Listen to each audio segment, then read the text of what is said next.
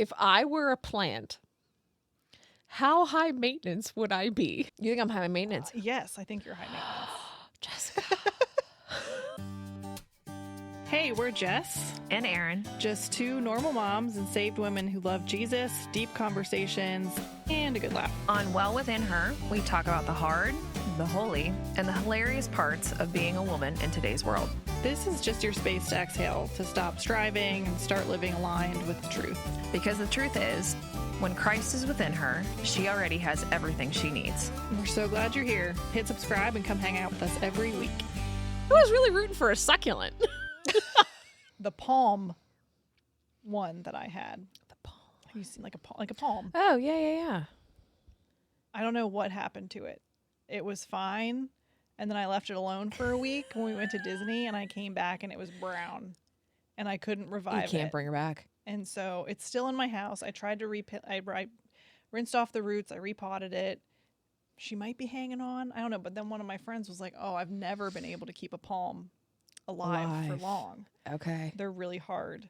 And so I think you'd be a palm maintenance level because you can't be ignored. No. Can't just leave you alone for a week and not talk to you because you'll get upset. I'm not an orchid. And that's it. That's what I got.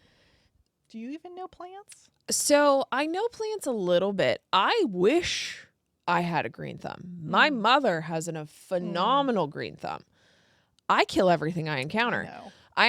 That's a lie. I've kept a succulent alive and 2 orchids for years. My husband attributes the fact that there's actually 3 people who water the orchids, not just me, but I don't believe in that. Because orchids are finicky. Orchids are like, they're whatever. I mean, it's the point where like the orchids, like, you know how when you buy them, they're always flowering because they look beautiful. It's to the point where my orchid has flowered multiple times on new branches. Yeah. I think that's thriving. But honestly, no, I'm the worst. I can keep humans alive. Flowers are not my jam. I wish I was better at it.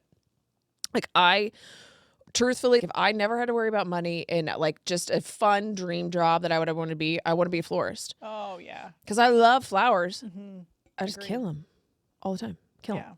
We grow flowers in our garden in the summer. I brought them in. They were they were here one time. I just love making little flower arrangements. It's my favorite thing. Like when I go to Trader Joe's, I always buy myself flowers. I make my flower arrangements. They're beautiful. Yeah. I just kill them. Yeah. And like potted plants.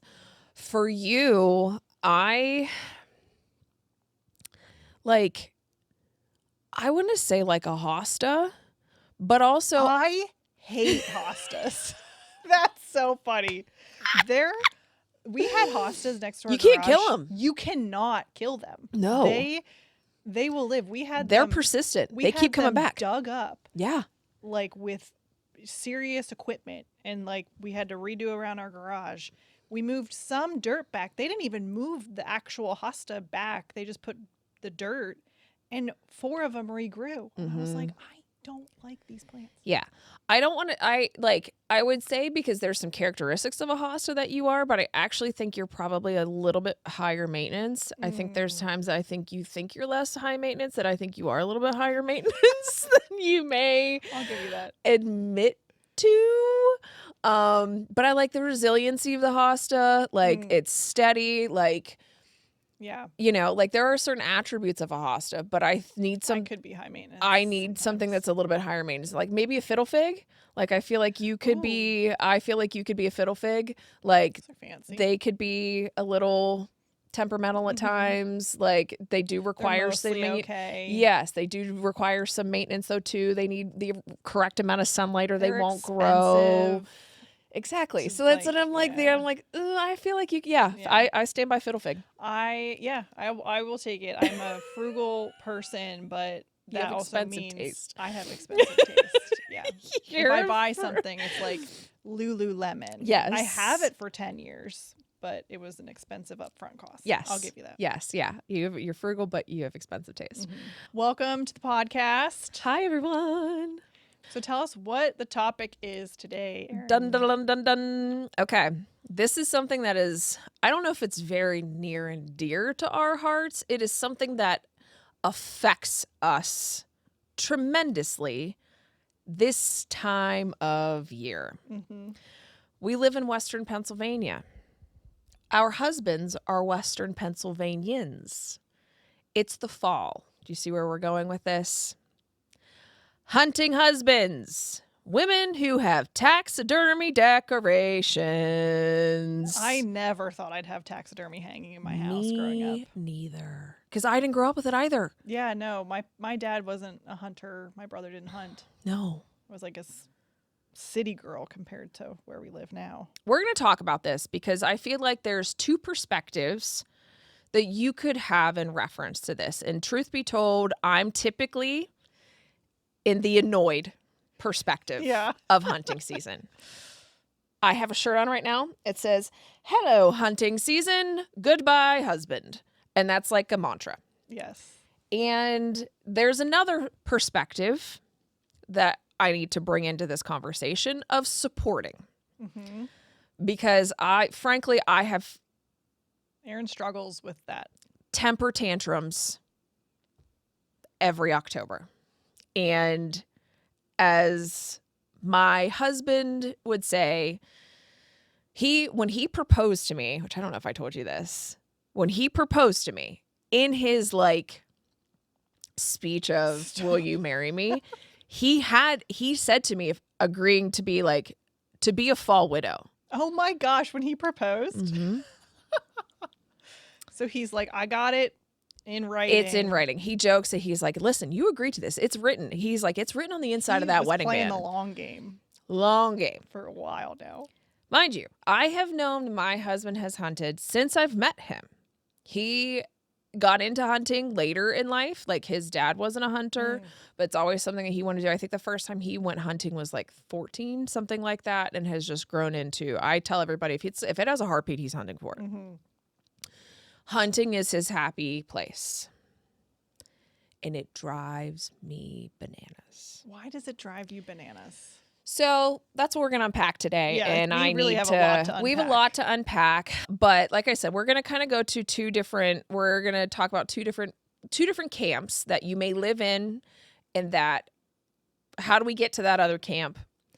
And also maybe some of how we feel towards it is because of some things. And but this could apply for a husband, any hobby. any hobby, that's correct. not detrimental to their person. Yes. Like, yeah. If your husband's a gamer, if your husband's a golfer, Yeah. you could take out your husband, you're a blank wife, whether it's a hunting wife, golf wife, gamer wife, all of those things. I feel like this is interchangeable, that there's a lot that I feel like we could dump into these two camps. But fun question, Jess. How many dead animals do you have in your home right now? Oh man, how many dead animals? Okay, so we have Or mounts, or whatever you'd like to call I'll them. keep count on my hand. We have the mount in our living room, Which is of what? a deer. Okay. His pride and joy that he always says would be now it would be the fourth thing out of the home after me, the kids. The Really? deer. Yeah, he's like, I would totally grab that. And he's always said that.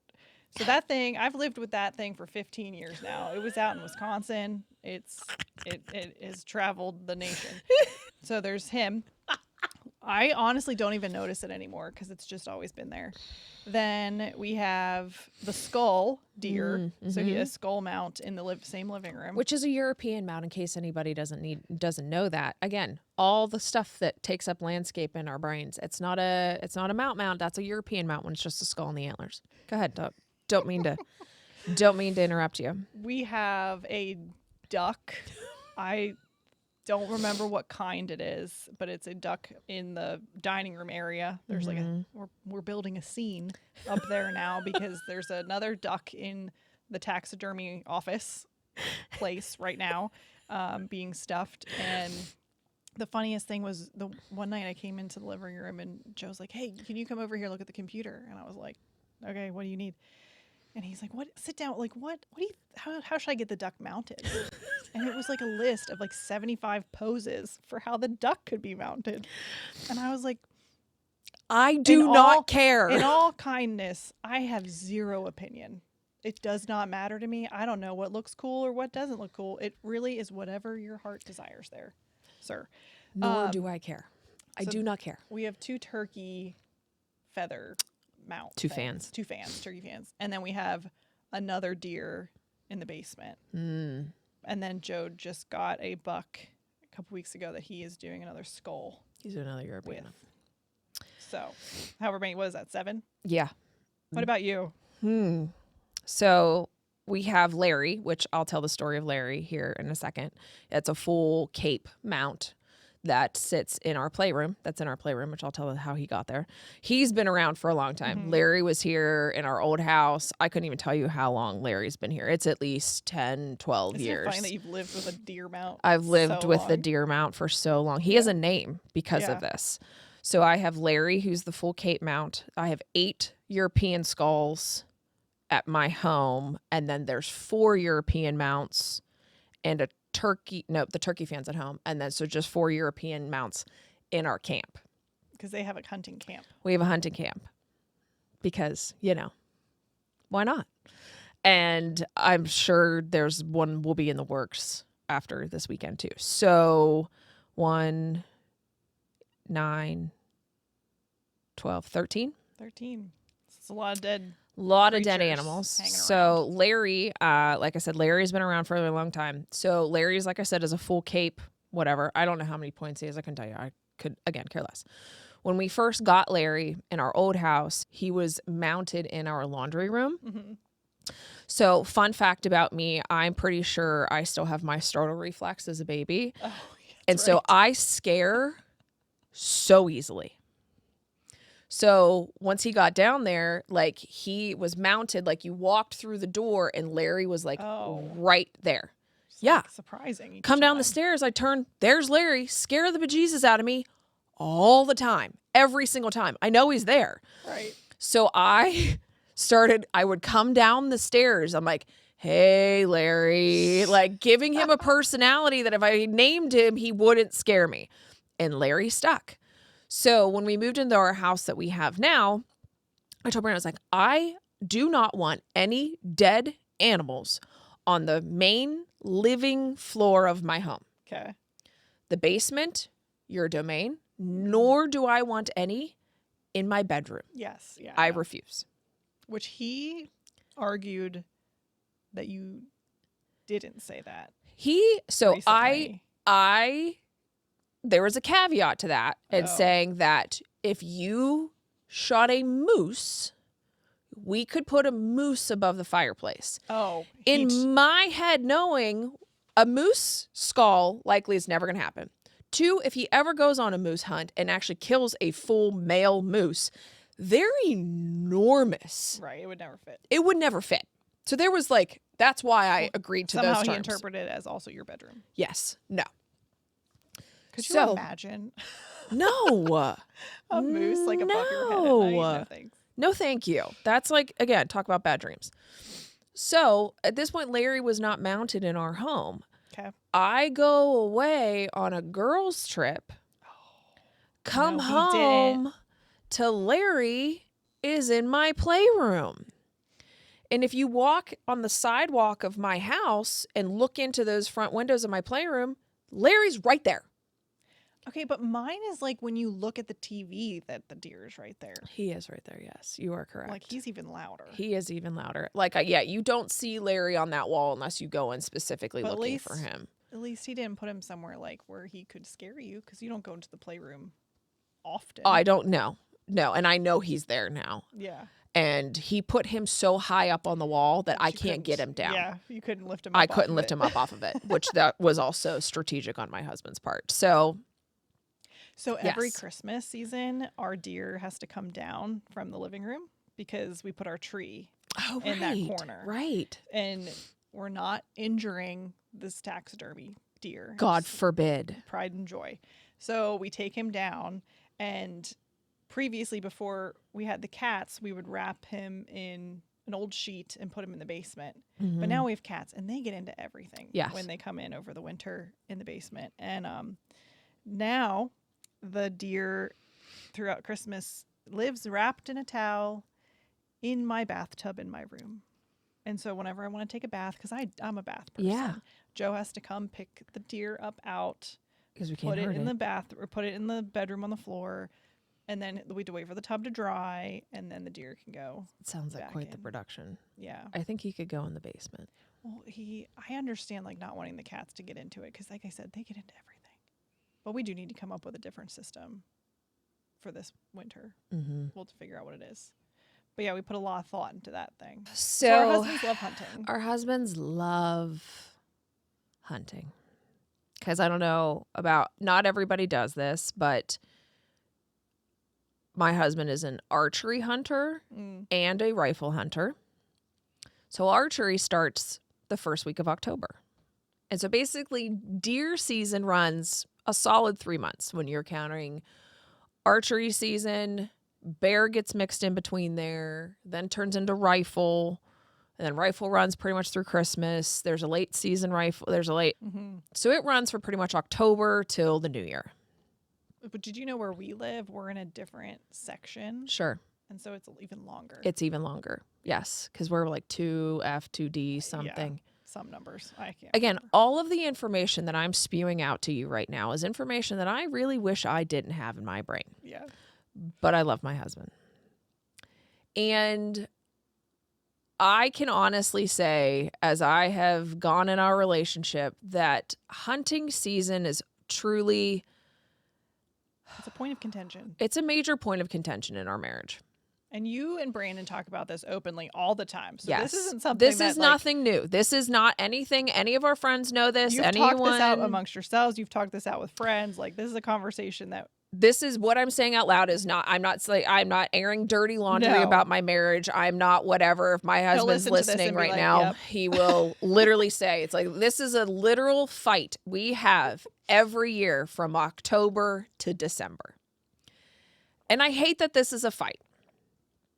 And this year, in all of the stuff that's going on in our lives, it really just pisses me off. And I had a moment where I really sat and thought, because we got in a fight about it, and I really was like, okay, Erin, why does hunting season make you so mad? mm-hmm. And I think it's time that we unpack this.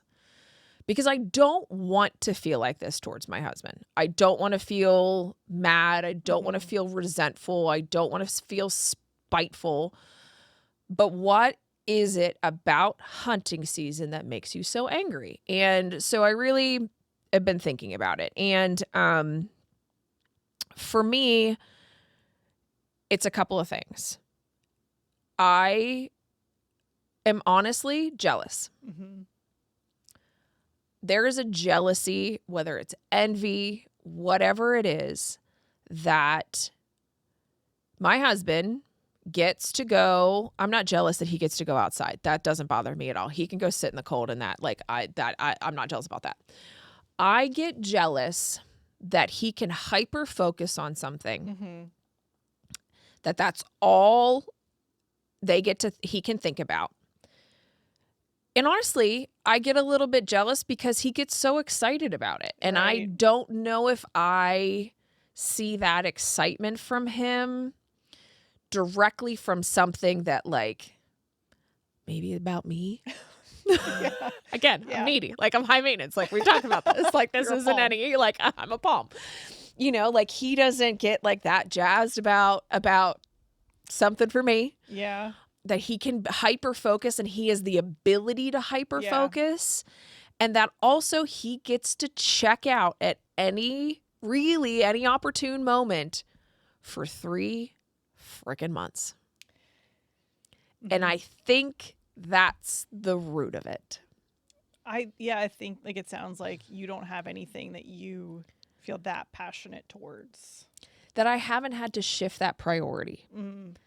As a mom, as a wife, as a whatever, there's a lot I could get super excited and passionate towards about, exercise, about what, like, there's 1,000 things I could insert into that. But I don't have anything, and I don't know if I'm not given the opportunity. I don't and again, it could be very much me because my husband is also of the camp. He's like, go to girls trips, go do this, go do that. Like, he supports all of that. Like, Yeah. I don't want anyone like thinking he is not supportive of me taking my time and doing those things, because he very much is. Do you want to do something? I mean, I would like to have the opportunity to. Well, okay. What would it be? I think it's like just given okay, so in hunting season, it is just it's the known assumption that any opportunity, and I don't want to say any, I don't want anyone to think like that literally my husband has like that literally like I'm a single parent. Yeah. No, Like he's he's around. non-existent from October 1st until December 31st. That is not the case at all. One, he works very, very hard. He has a full-time job. Like, that is not the case. That is not the picture I want anyone to be painting of him. But like this morning, he went out this morning. Well, he painted pottery with us on He Saturday. did. He painted pottery with us on Sunday. Like, he is a very present person. He is a very involved father. Like, I don't want anyone thinking like he literally is checks out, non-existent, leaves for whatever. But like, it's just like the assumption of like, oh, I have a slow morning. I'm going to go hunt tomorrow morning. And like, it's almost like the availability and the opportunity. I feel like if I have a hobby, which I have hobbies, it does take a calculated event for that hobby to happen. And if something comes up within our family, that first thing is that hobby time tends to be depleted. That isn't the case in hunting season. And I think that's then where I get angry. Yeah. Like, my workout time, I have to configure in between work, the kids' practices, all of those things.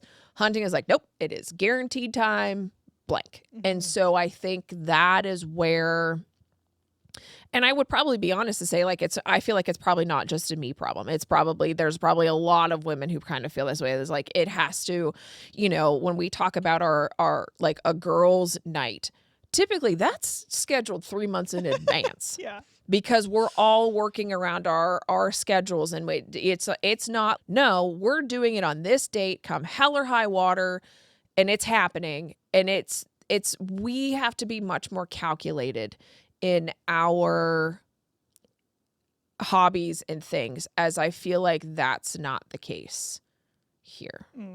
And that's probably where I get mad. Yeah. I think for me, it's a bit different. I've worked part-time ever since we had kids.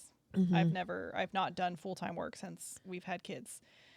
So my husband carries a lot of the load of income, carrying the health insurance, worrying about stuff that I don't know anything about, fixing the house. I mean, I'll complain about the stuff, but like, I don't know how to do stuff. Sure. So in my head, he doesn't get to check out often because he works like, right now he's working like at least 50 hours a week. Like, he's really constantly checked into work during the day. And especially like yesterday when I was like, after my super busy day, I was like, wow, it's taking me a while to get out of work mode. And I was like, it was just a reminder of like, this is how he feels a lot of the time. And so I want him to go hunting. Like, I want him to have that outlet. And I think I'm able to have that more positive, supportive lens because I haven't had to work full time. Sure. Like, of course, taking care of the kids is a job. Right. For sure. Like, it's not always super easy, but he just carries a load that I don't understand. And he carries a load that I've never had to. So to me, I love that he can go in the woods and have his time. I don't know why they enjoy it so much. Don't get me wrong. I don't get it. It makes no sense to me. But I am glad that he can find peace out there, that he can find quiet. And especially now that the kids are a bit older, he doesn't feel as bad like leaving me with like, a 3-year-old and a 1-year-old. Sure. We very much are able to go do things on our own. Right. And Right. it's different now that they're a bit older. But yeah, I think he needs it. Just because Which he is works a lot. Yeah. No. And that's a great perspective that I need to try better at being at, because I don't disagree with you. Like my husband works his butt off, and I'm grateful. And again, I've been minimally employed for the last couple of months. I have worked full time Right. my entire life too. And so carrying those extra stresses and burdens, and I don't know. I think it's just years of just I think really it truly is jealousy. Yeah. Well, I mean, because I have worked 3 days a week most of the time. Like I have pockets of time on Right. those other days to like get stuff done Right. that his job doesn't allow that. Doesn't it? Yeah. So Sure. Sure. I feel like I get time during the day and he doesn't. So yeah, but if I worked full time and was running around as well, and I didn't have pockets of time in my days, I could see being frustrated. Yeah. And being Yeah. a little bit like, hey, what am I, chopped liver? Right.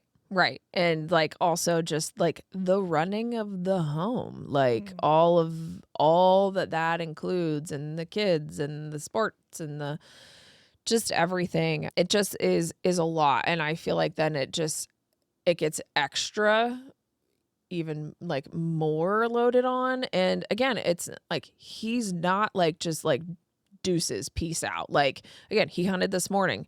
Lunches were packed before he left. I had prepped breakfast the night before. So like there are already things in place. It just and I'm grateful because of where our home is and the acreage that we own. He's literally 400 yards behind my house. It's not like he's driving an hour to go, other than when he goes to camp to hunt, which is a different conversation. Right. He's just behind the house. If I needed to call him for an emergency, he would be in within 3 minutes. Like all of those are blessings too. So it's, like I said, it is of one camp that I am trying really, really, really hard to get into the other camp perspective. And so we have 2 scriptures that we're going to kind of talk to about this. And I'll let you go first. I was going to go, I'm sharing the more supportive because she is role and it's scripture. This is the camp I'm trying to get into. Just because that's where I'm at. So Ecclesiastes 3:12-13 says, I know that there is nothing better for people than to be happy and to do good while they live, that each of them may eat and drink and find satisfaction in all their toil. This is the gift of God.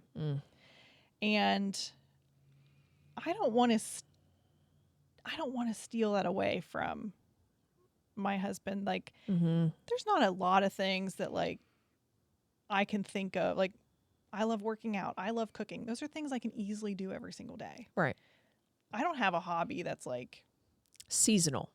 Right. I can't even think of something that I would want to do seasonally. Right. That I would go to require. The beach seasonally. Aaron, if I had unlimited money, maybe I could.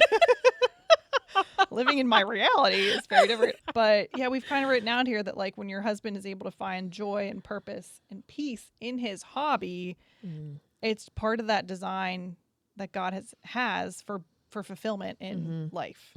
And I love that he loves something. And I think that his love for the outdoors for him very much is a way of worship. And he's talked about that. Kristen's talked about, our small group, he was the only hunter in the group. Yeah. And so he shared this perspective of like, when I'm in the woods is when I'm able to hear God most clearly. Yep.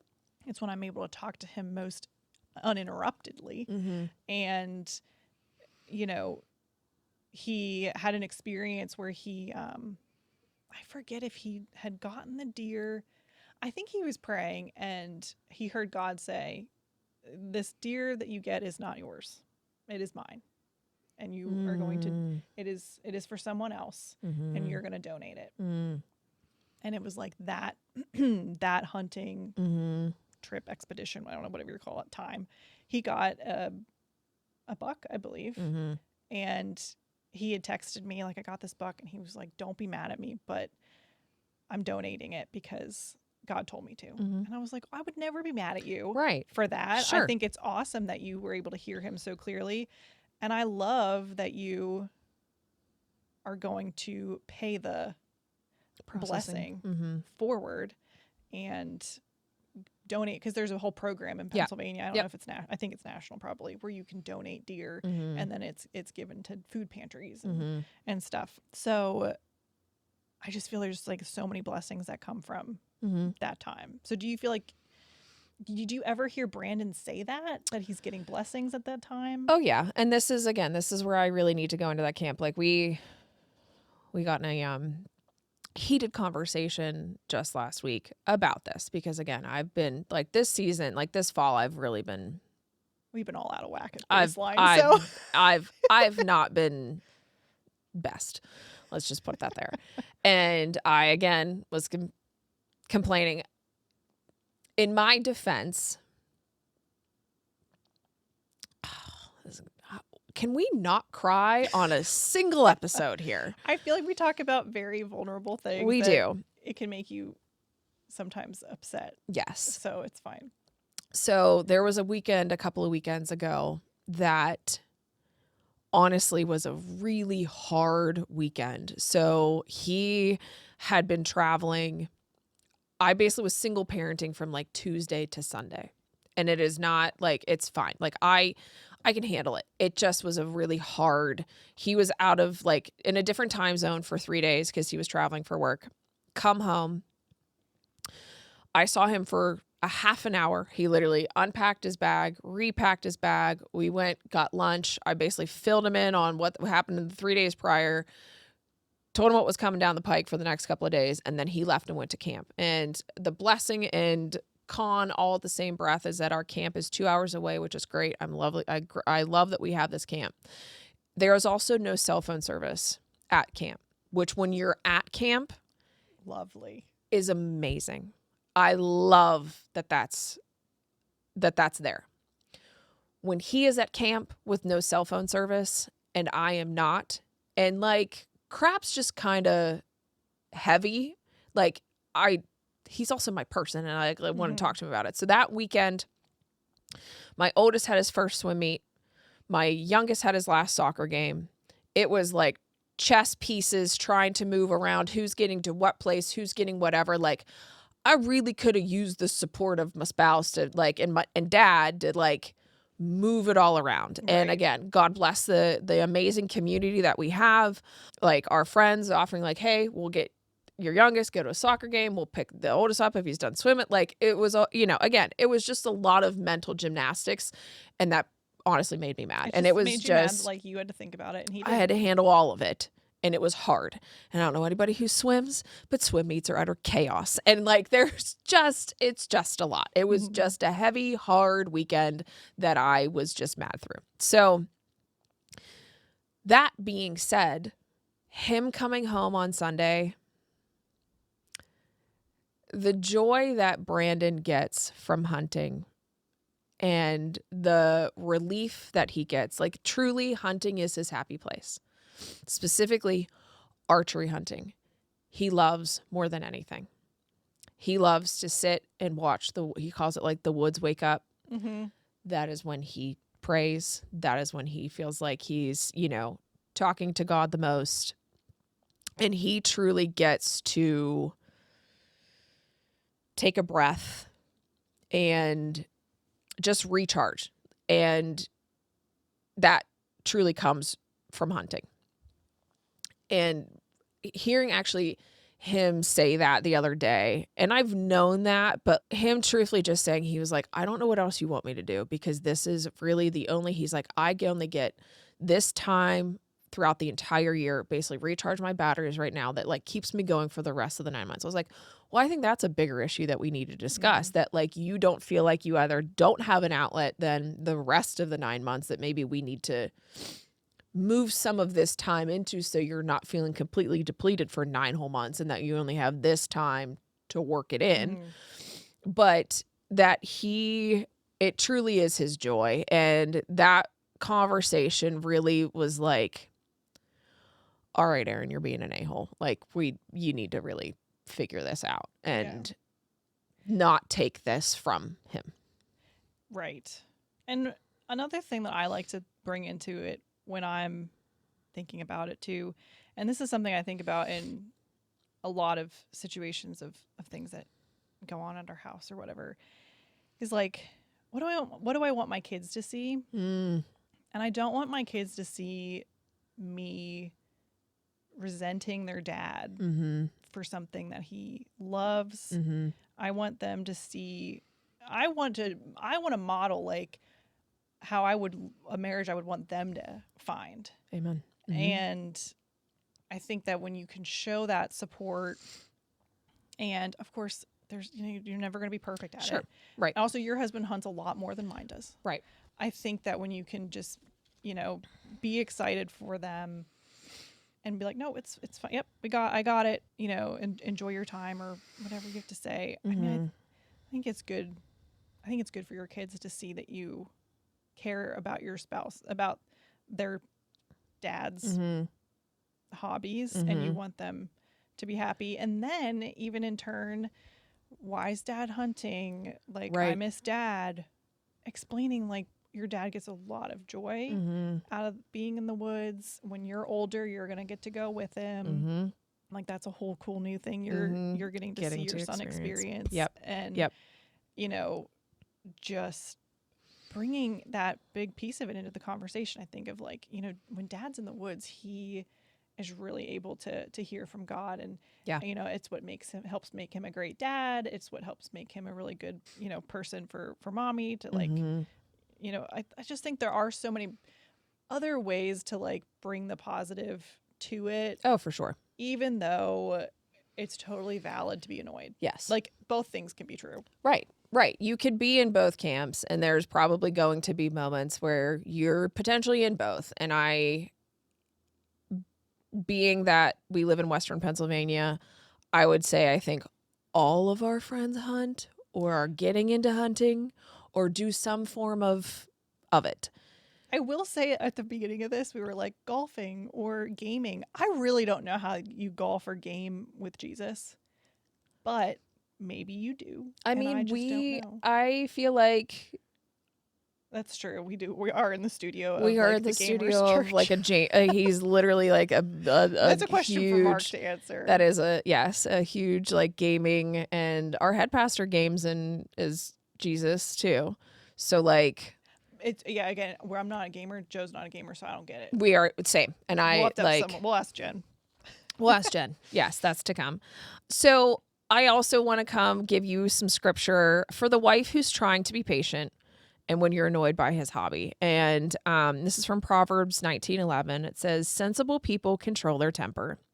They earn respect by overlooking wrongs. And I don't think enjoying hunting is a wrong. This is, you need to just check your attitude. Yeah. That sometimes the deer heads, duck calls, or endless gear talk can wear you thin. But this verse calls us to rise above irritation. Overlooking small annoyances can be an act of love and wisdom. When you choose patience instead of frustration, you invite peace into your home and show respect for your husband's joy, even if it's not your style of decor. And that hits home so much. That statement of you invite peace into your home. You are responsible. Your choice of how you react. Yep. Either brings peace or it brings chaos. Correct.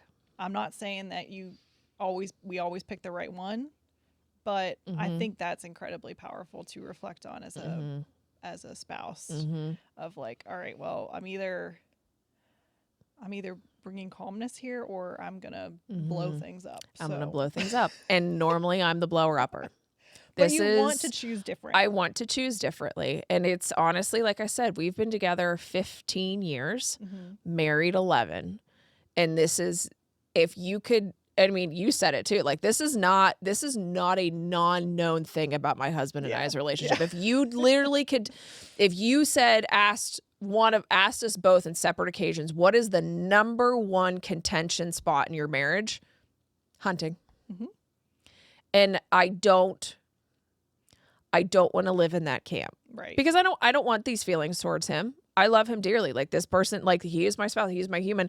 And I also don't want to be the joy sucker because life's hard enough as it is. Do I really need to take that from him? No. So. I don't think he allows you to suck the joy out of No, it. he doesn't. Being honest. He doesn't. He basically tells me go pound salt. I think he is like, I told her this when we got married. Oh, that's literally his statement. He's like, you knew when we started dating, I've been a hunter. That has not changed. So, yeah, I mean, like we said, he's been playing the long game with it. Oh, our whole I relationship. mean, I think your response, and this is just me being a friend, it's only really hurting your mindset. Yeah. Because he still goes in the He woods. still goes and hunts. He might be annoyed on the walk out there, but he calms down while he's there. And that's exactly it. And so, yeah. And then I disrupt his peace that he gets from being in the woods when I come home and I'm in a crap mood. Yeah. Exactly. It's me. I think I'm it's the problem. admirable that you know that you want to change how you think about it. Yes. And Well, that's thanks. a very vulnerable, real thing to share on It a is. podcast. That It you is. are not perfect at it and you are learning. I am. I'm trying. And it really, like, this year really was like, okay, Erin, because honestly, the last 15 years having this perspective has gotten me nowhere. Yes. Yeah. Except a potentially angry husband and an argument A cyclical argument that happens every year. every year. So That sounds exhausting. yes. And I think it maybe you're just to the point where you're like, wow, this is exhausting. it is. It is exhausting. And he still goes hunting. So like, what's this doing It hasn't for me? changed, and that's exactly it. It's still it's still happening. It's not Right. like he stopped. So me being in a grump mood about it isn't changing it. So I need to change the perspective. Yeah. So there's one more that we're going to talk about, and it's just basically like a reflection verse for both. And so it's Romans 12:10. It says, "Love one another with brotherly affection. Outdo one another in showing honor." And that just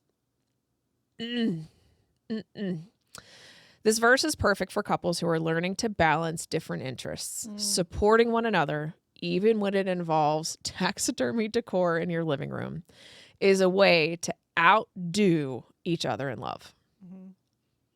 And that, I mean, and love is service. And that, I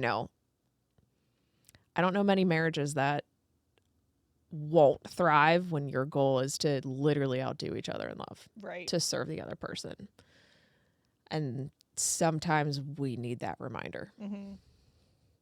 Yeah, I mean, sometimes I have to remind myself, like, I want the responsibilities that I have. Like, of course, I prayed for the life I have. I prayed for the kids that I have, and kind of wrapping it back, like, it is a blessing to be given these responsibilities of the kids and the cooking and the cleaning, like having a house that you have to clean. Like, a lot of it is blessings. And I think sometimes that helps me when I remind myself, like, you don't want him to be in charge of dinner, actually, because you don't want to eat what he would pick. I mean, I do. I get Tuesdays. I get a Tuesday every Tuesdays. night, which I'm grateful. I get, like, if we grill, but Yeah. like, I want that control over the meal plan. And I chose that I want to be the part-time mom that gets to stay home.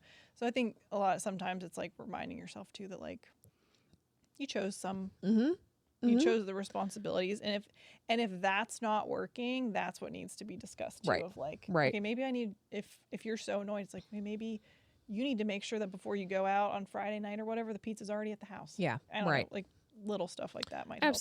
Absolutely. And again, there is not anything that I would ask him that could ask him to do that he wouldn't do. Mm-hmm. One, I mean, he checks me, which I need checked all the time. But like to truly, if I asked him for something, man doesn't say no to me because he's an amazing man. And I know that. But yeah, I need check sometimes. So this is your check This was my check. for This was my supporting the hobby. correct. This was my check. So for anyone else who may be in that fall widow, and really, I mean, like I said, we can literally interject any hobby that we don't understand of our spouse. Mm-hmm. Check your attitude. You know, that piece into your Yeah. home, outdo each other in love. And if you feel that jealousy that you were talking about, it's like, where is that coming from? Yeah. What is it about? Is it because I have no me time because I'm working full time and I don't have a thing? Right. Because that's valid. That's valid for sure. What do you want your thing to be? Mm-hmm. Like coming up with, if you do want a hobby, like even if it's doing a pottery class or Right. something, Right. like I don't know, there's options out there. Yeah. Communicating Yes. that, like, okay, you get this thing and I don't have a thing, and I that want a makes me thing. feel sad Right. that I don't have a thing Right. that Right. I'm passionate about. Mm-hmm. I think for like, it makes sense to Yeah. feel that jealousy Mhm. if you feel like you either don't have a thing or you don't have time to do your thing. The thing. Correct. And then that's, yeah, like you said, that's a conversation and how those priorities and things can be managed so that your thing can happen too. Mm-hmm. Mm-hmm. Agreed.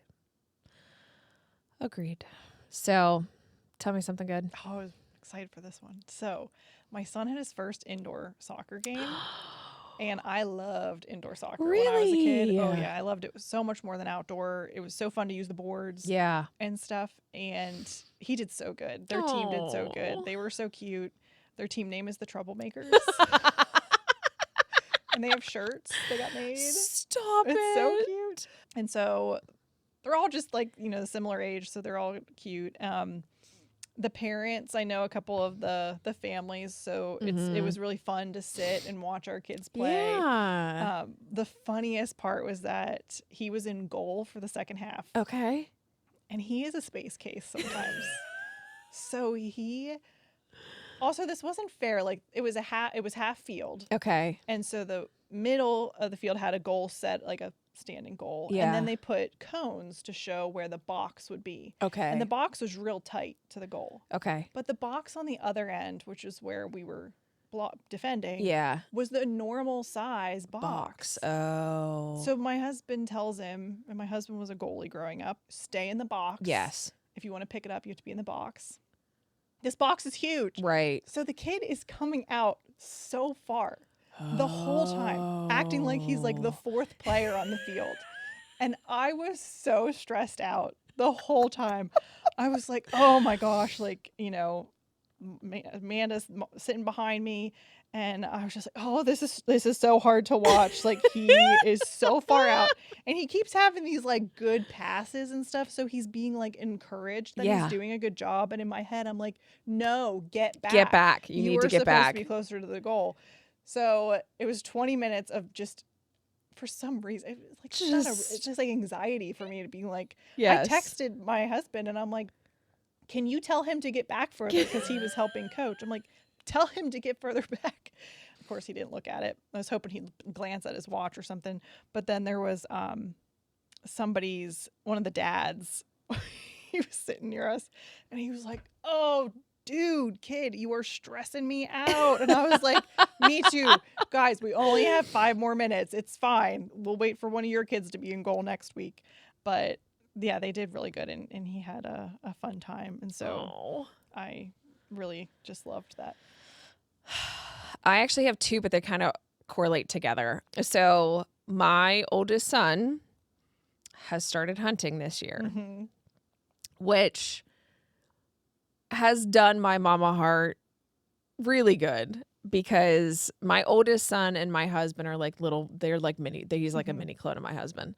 Personality, all of that. And he has thoroughly enjoyed just being out in the tree stand with dad, doing his thing. Well, Sunday, he got his first buck ever in archery, and it is a darn good buck. And it is he perfect shot on him.